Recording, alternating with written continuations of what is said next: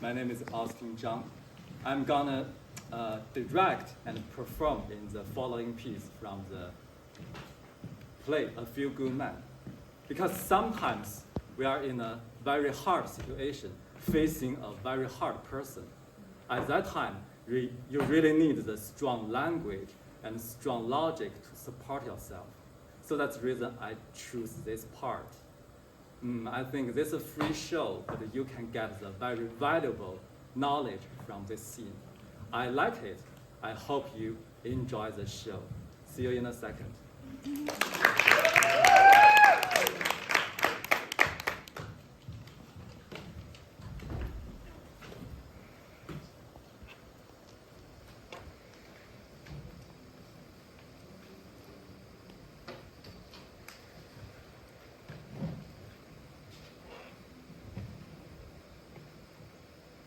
Defense calls Colonel Nathan Jessup.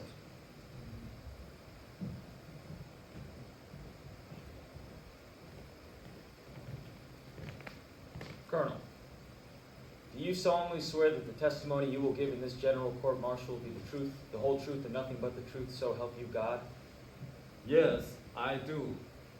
You state your name, rank, and current billet for the record, please. Air. Colonel Nathan R. Jessup, Commanding Officer, Marine Ground Forces, Guantanamo Bay, Cuba. Thank you, sir. Would you have a seat, please? Colonel, when you learned of Santiago's letter to the NIS, you had a meeting with your two senior officers. Is that right? Yes. The executive officer, Lieutenant Jonathan Kendrick, and the company commander, Captain Matthew Markinson. Yes. And at present, Captain Markinson is dead. Is that right? I just wasn't aware, if the witness was aware, that Captain Markinson killed himself 2 days ago with a .45 caliber pistol. Moving on.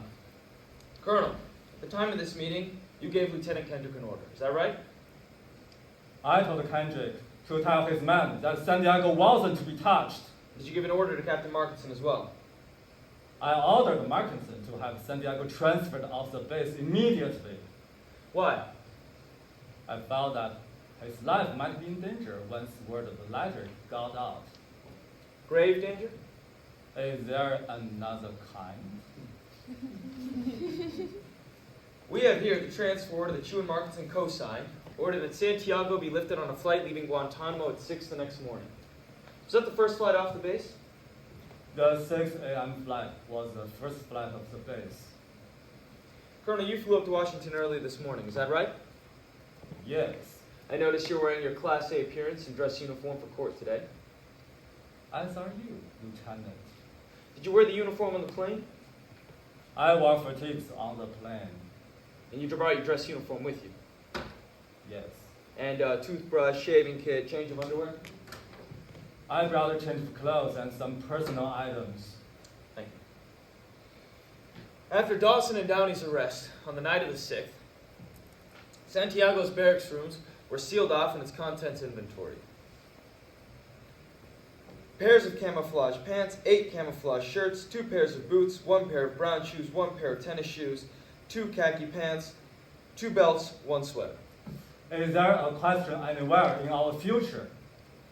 Just wondering why Santiago wasn't packed. I'll tell you what, we'll get to that in a minute. These are the telephone records for all the calls made from your base in the past 24 hours. After being subpoenaed to Washington, you made 3 calls. I've highlighted those in yellow. Do you recognize those numbers? I called Colonel Fields in Quantico, Virginia. I wanted to let them know I'd be in town. The second call was to set up a meeting with Congressman Raymond of House Armed Services Committee. And the third call was to my sister, Elizabeth. Why did you make that call, sir? I thought she'd like Mike to have dinner tonight.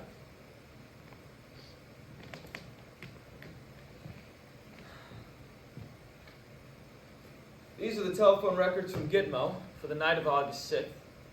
And these are the 14 letters that Santiago wrote in 9 months requesting, in fact begging, for a transfer. Upon finally hearing that he was getting his transfer, Santiago was so excited. Do you know how many people he called? Zero. Nobody.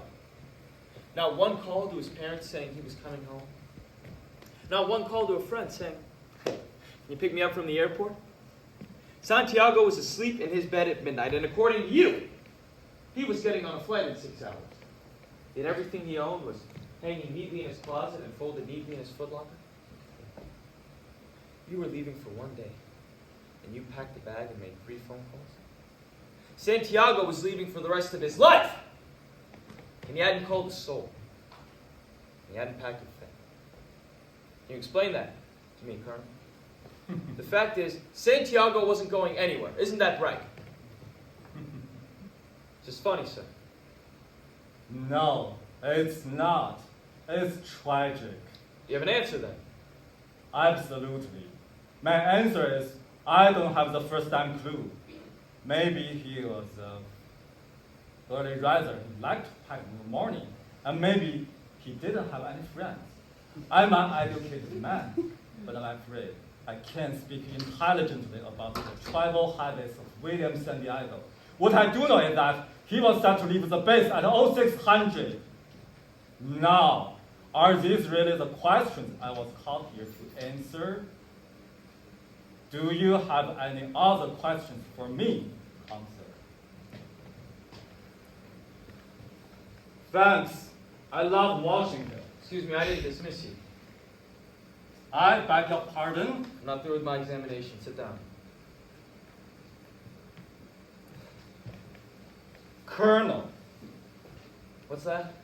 I'd appreciate if you address me as Colonel or Sir. I believe I've earned it.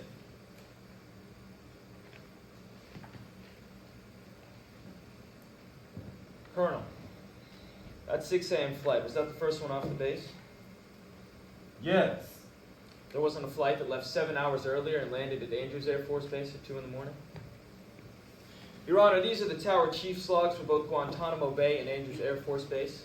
The Guantanamo log lists no flight that left at 11 p.m., and the Andrews log lists no flight that landed at 2 a.m. I'd like to admit them as defense exhibits A and B. I don't understand. You are admitting evidence of flights that never existed. We believe it did, sir. Defense will be calling Airman Cecil O'Malley and Airman Anthony Perez. They were working a ground crew at Andrews at 2 a.m. on the night of the 7th. This is ridiculous. Colonel, a moment ago... Catch the tower logs for Christ's sake. We'll get to the airmen in just a minute, sir. Colonel, a moment ago you said that you ordered Santiago to have his men transfer Santiago off the base. Is that correct? Yes. And Lieutenant Kendrick was clear on what you wanted. Crystal. Any chance Kendrick ignored the order? Acknowledge the order. Any chance he just forgot? No. Any chance Kendrick left your office and said, "You know what? The old man's wrong." No. Any chance Kendrick told the platoon to not touch Santiago, and then they ignored him? Have you ever served in an infantry unit, son? No, sir. Ever served in a forward area? No, sir. Ever put your life in another man's hands and asked him to put his life in yours? No, sir. We follow orders, son. We follow orders or people die. It's as simple. Are we clear? Crystal. Are we clear? Yes, sir.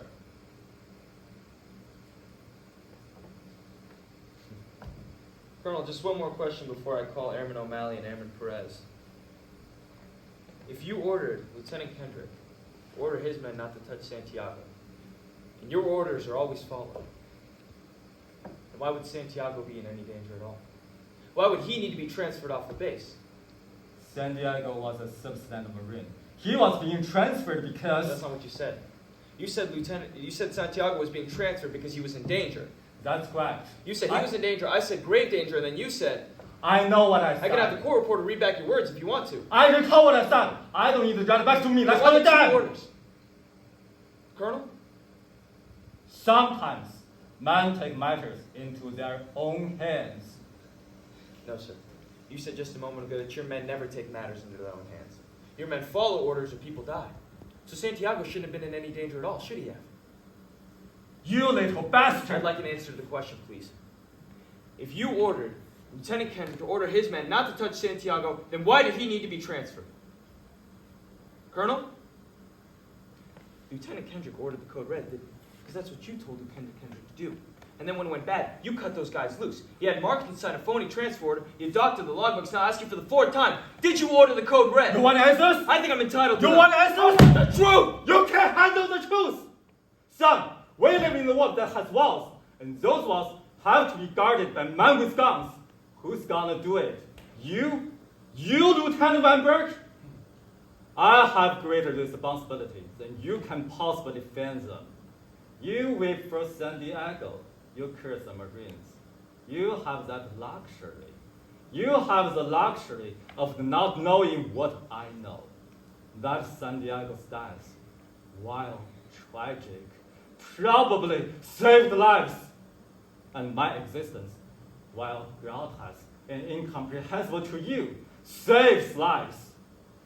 You don't want the truth because deep down in places you don't want to talk about at parties. You want me on that wall. You need me on that wall. We use words like honor, code, loyalty. We use those words as a backbone to a life spent defending something. You use them as a punchline. I have neither the time nor inclination to explain myself to a man who rises and sleeps under the blanket of the very freedom I provide, then questions the manner in which I provided. I'd prefer you just said thank you and went on your way. Otherwise, I suggest you take a weapon and stand a post. Either way, I don't give a damn what you think you are entitled to. Did you order the code red? I did Did you order the code red? You're goddamn right, I did! If it please the court, I suggest the jury be dismissed so we can move to an immediate Article 39A session. The witness has rights. Well, what's the hell going on? I'm being charged with a crime? I'm being charged with a crime? This is funny. This is ridiculous. I'm going to be honest, right your hand, piss your damn skull. You fuck with the wrong Marine. You fucking people. You have no idea how to defend a nation. All you did was weaken a country today. That's all you did, Cafe. You put people's lives in danger.